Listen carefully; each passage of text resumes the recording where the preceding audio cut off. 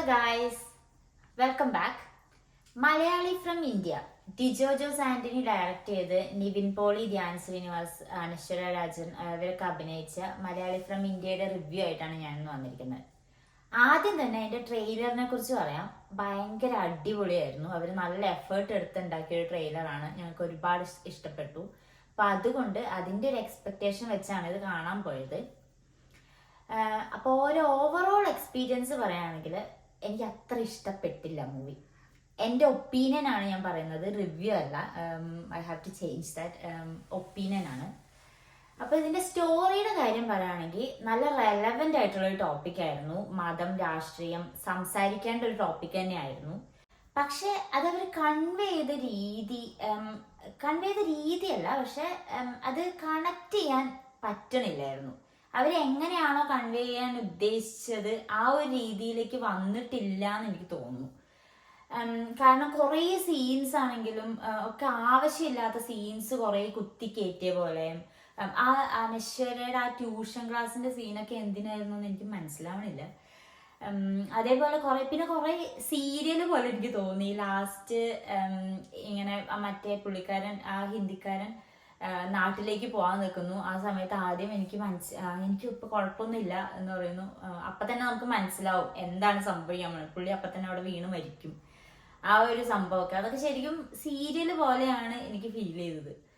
ഇനി അടുത്തത് BGMലേക്ക് വരാം. BGM എടുത്തു കഴിഞ്ഞാൽ നല്ലൊരു ട്രാക്കും കാര്യങ്ങളൊക്കെയാണ്, പക്ഷെ ആവശ്യമില്ലാതെ കുറേ കുത്തി കയറ്റിയ പോലെയാണ് ഫീൽ ചെയ്തത്.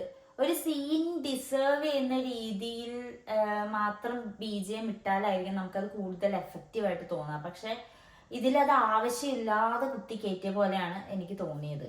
അതേപോലെ ആക്ടിങ് ആണെങ്കിലും നിവിൻ പോളിയുടെയും മഞ്ജു പിള്ളയുടെയും ഒക്കെ ആക്ടിങ് അത്യാവശ്യം നല്ലതായിരുന്നു. നിവിൻ പോളി വെറൈറ്റി റോളൊന്നുമല്ല, പുള്ളി എന്നും ചെയ്യുന്ന ഒരു സേഫ് സോൺ തന്നെയാണ്. പക്ഷെ എങ്കിലും അതിൽ മര്യാദയ്ക്ക് തന്നെ അഭിനയിച്ചിട്ടുണ്ട്. ഉള്ളതിൽ എനിക്ക് നല്ല രീതിയിലാണ് ഫീൽ ചെയ്തത്. ധ്യാൻ ശ്രീനിവാസിന്റെ അഭിനയം കുഴപ്പമില്ല. അവൻ അഭിനയിച്ചിട്ടുണ്ട്, പക്ഷെ അവന്റെ ആ ഒരു ക്യാരക്ടർ എന്ന് പറയുന്നത് ഒരു കുറച്ച് ഓവറായി പോയോ എന്നുള്ളൊരു ഫീലിംഗ് ആണ് എനിക്ക് കിട്ടിയത്. മഞ്ജു പിള്ള പിന്നെ നന്നായിട്ട് അഭിനയിച്ചിട്ടുണ്ട്. പക്ഷെ വേറെ പലർക്കും, ഈവൻ ധ്യാനിനാണെങ്കിൽ പോലും അനശ്വരയ്ക്കും സലീം കുമാറിനൊക്കെ എന്തിനാണ് അവർക്കൊരു ഇമ്പോർട്ടൻസ് ഇല്ലാത്ത പോലെയാണ് ഫീൽ ചെയ്തത്. അവർക്ക് കാര്യമായ റോളുകളൊന്നുമില്ല, പിന്നെ ഒന്നുമില്ല. അപ്പം അതൊരു നെഗറ്റീവായിട്ട് ഫീൽ ചെയ്തു. പിന്നെ എനിക്ക് സഹിക്കാൻ പറ്റാതെ തോന്നിയ വേറൊരു കാര്യം ഡയലോഗ് ഡെലിവറിയാണ്. മഞ്ജു പിള്ളയൊക്കെ അത്യാവശ്യം നന്നായിട്ട് തന്നെയാണത് ചെയ്യുന്നത്. പക്ഷെ അതിൽ കൈനോട്ടക്കാരിയുടെ ഒരു സീനുണ്ട്. മഞ്ജു പിള്ള ഒരു കൊളോക്കിയൽ ആയിട്ടുള്ള നമ്മുടെ ആക്സെന്റ് ഒക്കെ ഇട്ട് മര്യാദയ്ക്ക് മലയാളം പറയുമ്പോൾ മറ്റേ കൈനോട്ടക്കാരി ഒരുമാതിരി അച്ചടി ഭാഷയിലാണ് പുള്ളിക്കാരുടെ റിപ്ലൈ പറയണത്. അപ്പൊ അത് കേൾക്കുമ്പോൾ നമുക്ക് ഇതെന്താ ഇങ്ങനെ എന്നുള്ളൊരു ഫീലിംഗ് ആയിരിക്കും കിട്ടുക.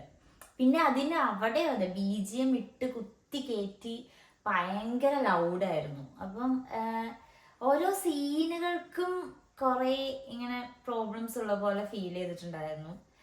അപ്പോൾ ഓവറോൾ പറയുകയാണെങ്കിൽ ഒരു വൺ ടൈം വാച്ചബിൾ മൂവി, വലിയ എക്സ്പെക്ടേഷനൊന്നും ഇല്ലാതെ പോയി കാണുകയാണെന്നുണ്ടെങ്കിൽ ഒരു വൺ ടൈം വാച്ചബിൾ മൂവി ആയിട്ടാണ് എനിക്ക് ഫീൽ ചെയ്തത്.